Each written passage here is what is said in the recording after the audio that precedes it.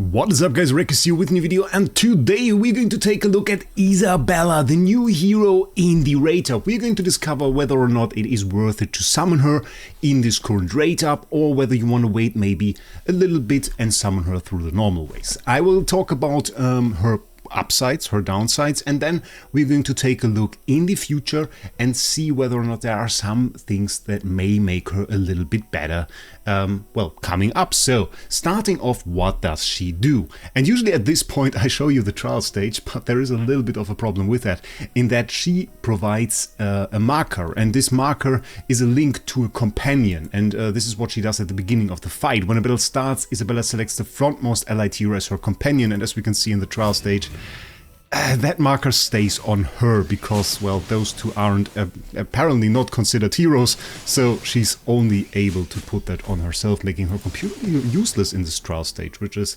unfortunate. So not the best demonstration there for her, but essentially what she does is she puts this marker on the frontmost allied hero, and then she will get spell nodes every time that hero receives a stat boost to attack speed, haste, fist def, magic def, or vitality. So those are the stats. And when she does her ult, then she will also provide buffs. When Isabella casts her ult, she increases her companion's attack by 15%, their haste by 15, which is good. And then for each spell node, and this is really the important part, she will increase the companion's corresponding stats. So attack, fist def, magic def, 15% per stack. She can have 3 stacks of spell node per stat, so that brings us up to a potential 45% attack increase, 45% fist def, 45% magic def, and then we have 45 attack speed, 45 haste, 45 vitality, all coming from a single ult to one ally for 8 seconds, which is enormous. This is absolutely insane, and I thought, well, maybe we can make that good. So I tested her a little bit in PvP, and during the time I thought, okay, which hero do I even need to use her? Because, well, combining her and finding heroes that she combines well with is not that easy, actually. We do have a ton of support heroes, and I mean, you need those support heroes because you want to have your allied heroes, the companion of her, to receive bonuses to all of those specific stats ideally. So you need heroes that can provide buffs for all of those, and they have to work for the frontmost heroes. So heroes that are commonly good, like let's say for example twins, well, they don't work.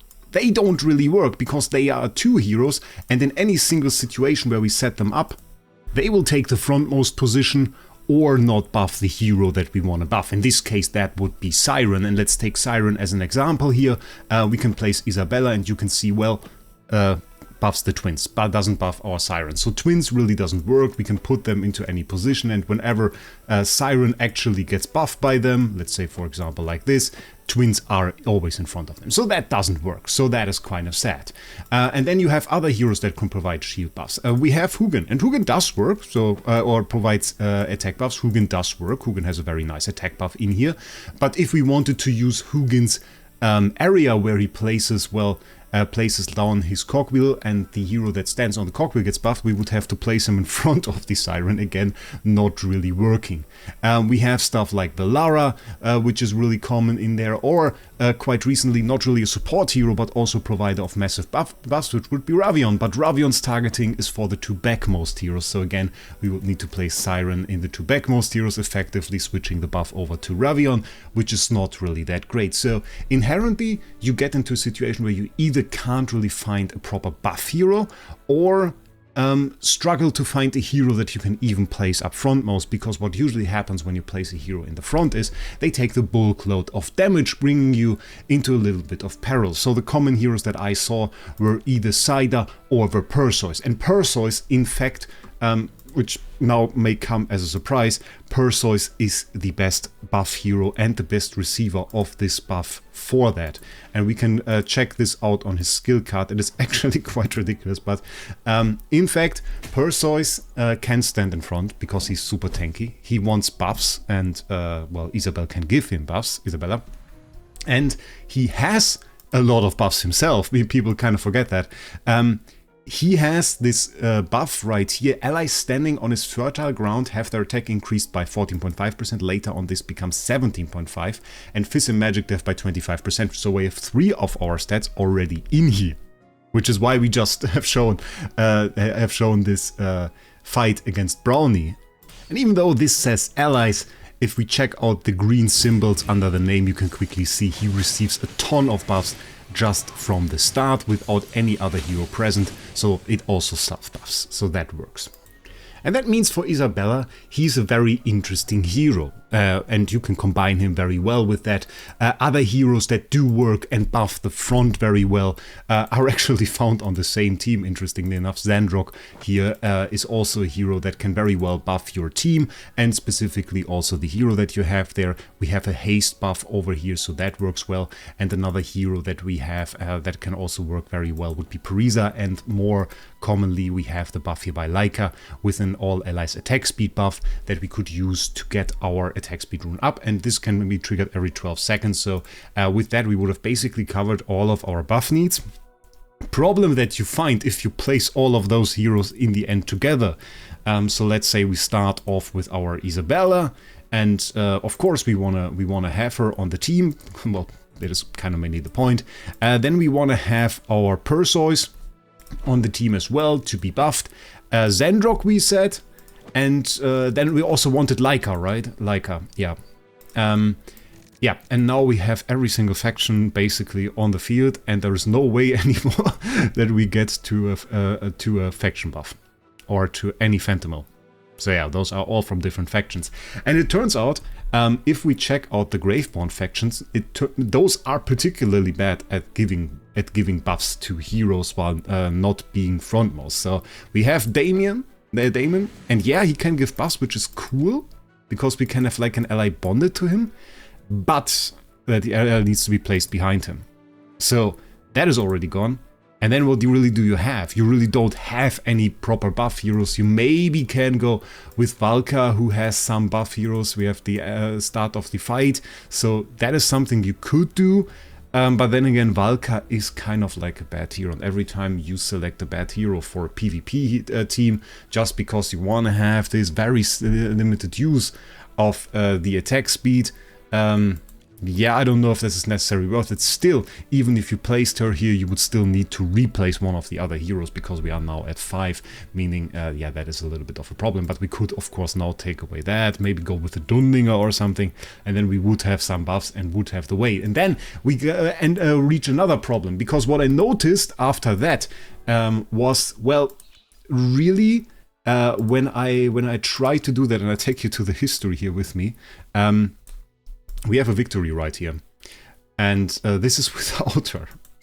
First I thought like, okay, let's do a test, and I used the same team, and I just took out the Isabella and I put in Valka. Obviously this gives us another buff, yes, but she is Supreme Plus, she's on the same level, she isn't really a support hero, neither does she deal a ton of damage, so she isn't really providing anything to the team. And the idea was that I wanted to find out whether or not Isabella is even doing anything for this team. And it turns out, well, not really, sadly. Not really, to the extent that I could just take out one hero and we still got the victory. Granted, Brownie hasn't changed this team, I think, for ages, and hasn't even got an artifact, which means he hasn't adapted anything in the season. So this is not like a worthwhile victory, but it's a team to fight against and to kind of find out whether or not we have a strong hero. So what is the problem? Why doesn't Isabella do anything for this team? Well, it's quite easy. We have to ult, and we don't do that.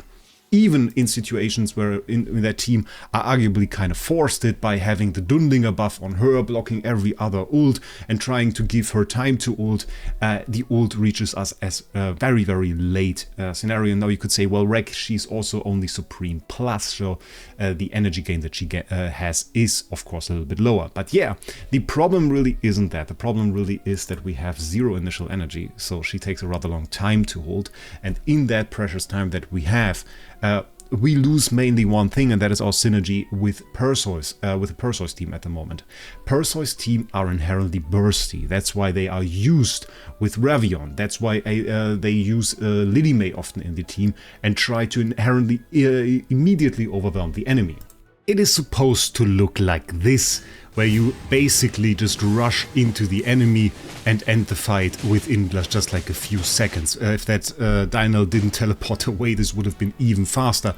But that is not the time for an ult, especially considering one of the strengths of the Perseus team is really if the enemy is also running Dunlinger, you are still fairly strong. You are able to go into that team and fight and be able to dish out massive damage. So here we have an example fight against Atraxi, also using Dunlinger here, pretty big team, we are going in with Perseus. And the advantage really is we have massive damage despite being under control of a Dunlinger, despite being unable to release our ult, we are able to take out enemy units.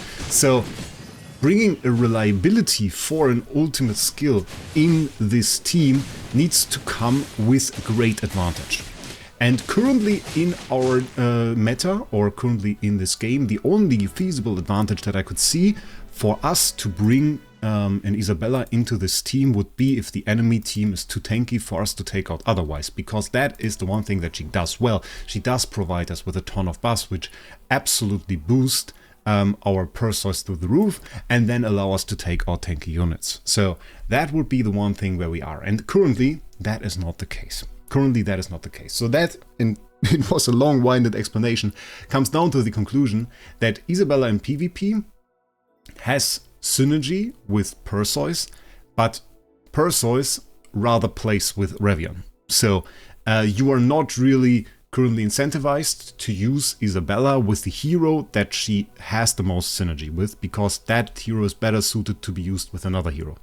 And at that point, you struggle to find any meaningful buff heroes to put together with Isabella. And I sadly have to say, despite some other ideas, for example, the Kulu stationary team, where you put Isabella in her, which kind of struggled because the best hero for stationary team, or the best Fentanyl for stationary team at the moment, is Teseo, which is a light bearer, so you don't really get to a light bearer team with Isabella, meaning you would need to use 3 other light bearers, which becomes complicated. I couldn't really make a use out of her in PvP.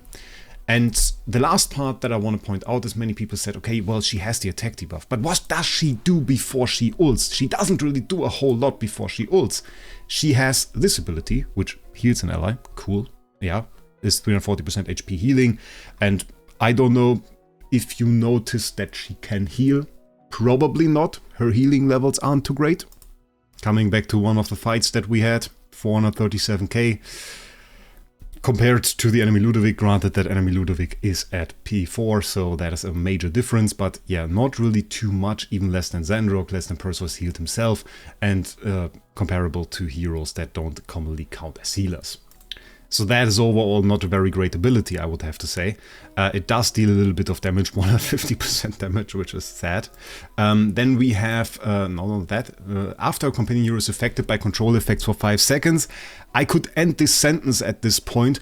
I could say, you lose the fight.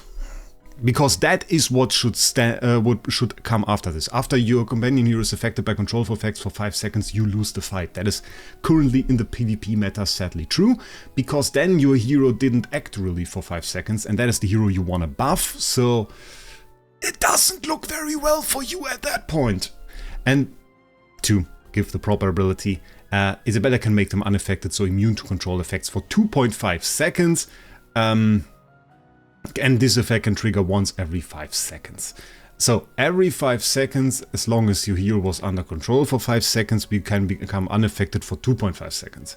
Which is so convoluted, has such an annoying requirement for your hero to be under a control effect, which I think is a horrible thing. I want to remind that we do have other ways to get unaffected, particularly one that was quite recently introduced in the Ravion Supreme Plus Plus ability. When an ally exacts an objective from Ravion, they increase their attack by 15% and become unaffected. This effect lasts for 5 seconds. So we are 5 seconds unaffected, just on the condition of getting an objective from Ravion, which just means it was one of the 2 backmost heroes. So Ravion gives 2 heroes unaffected, basically for free, gives them 15% attack, and that's it.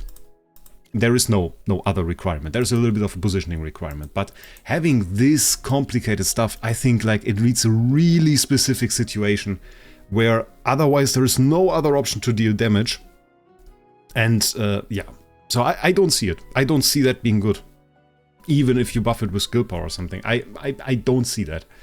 Then we have this one, and I think this one is better. Additionally, when an enemy hero deals 350% damage to a companion, Isabella reduces that enemy's attack by 60% for 5 seconds. This effect can trigger only once every 5 seconds, which is good.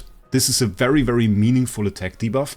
In PvP, I noticed that this attack debuff often lands on a unit where you don't want it. Ideally, in the fight that we had against Brownie, where would we want it? Obviously, Diana. Diana, 60% attack debuff. We buff this even higher with skill power. 4 skill power on that gives us an additional 28%, 88% attack debuff. Wonderful.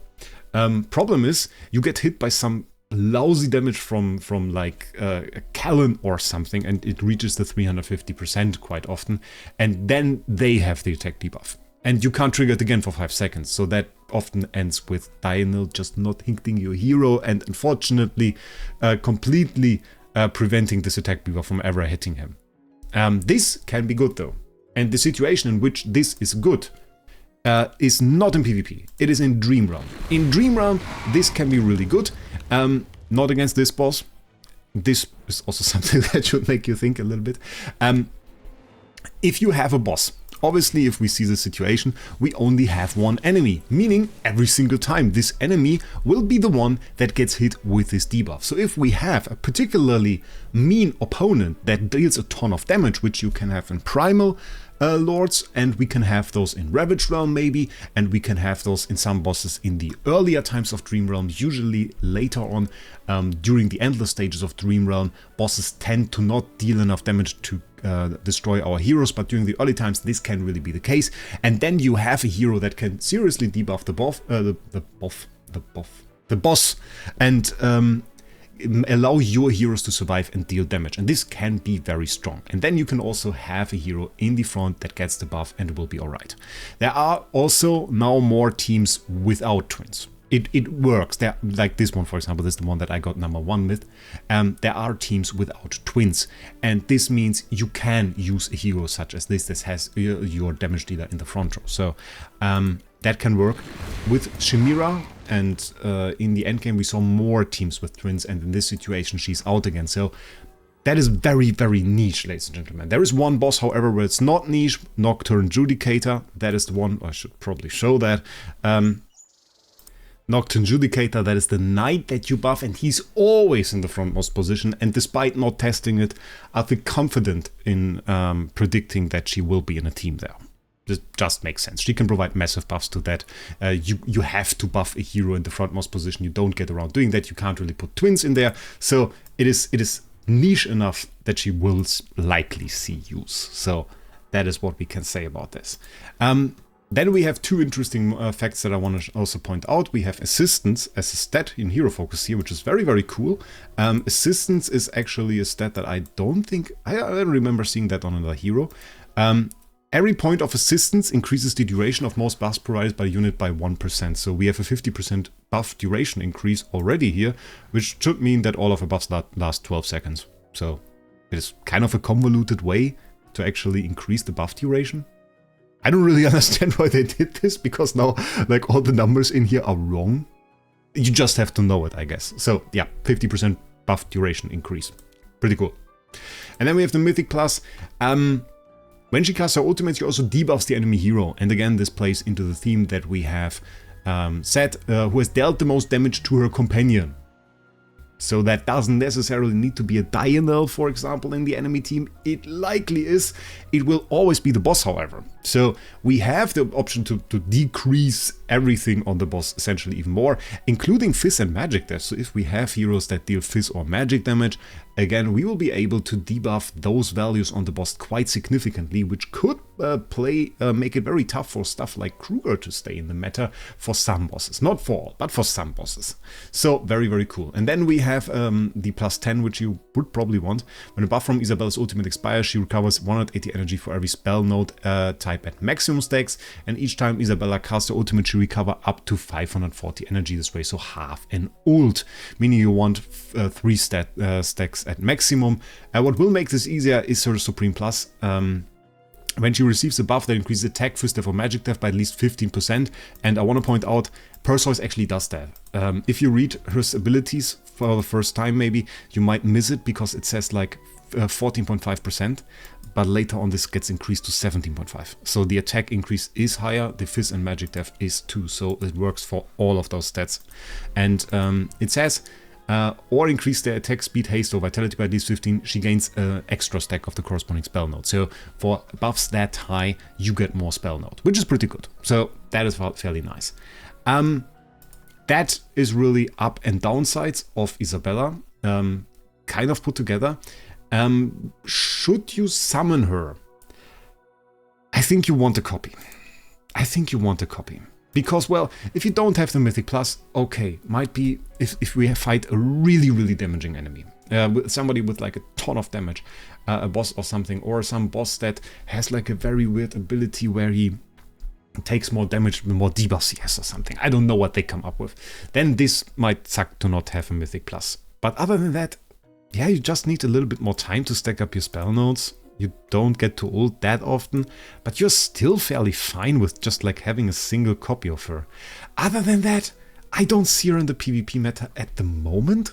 I don't see her in a PvE meta other than Nocturne Judicator, where you will probably still be fine with one copy of her, even though, I mean, the boss has the debuff mechanic, the other hero has like the debuff mechanic, so you want to debuff him. It will probably help to have Mythic Plus, but I don't think it will be a requirement necessarily.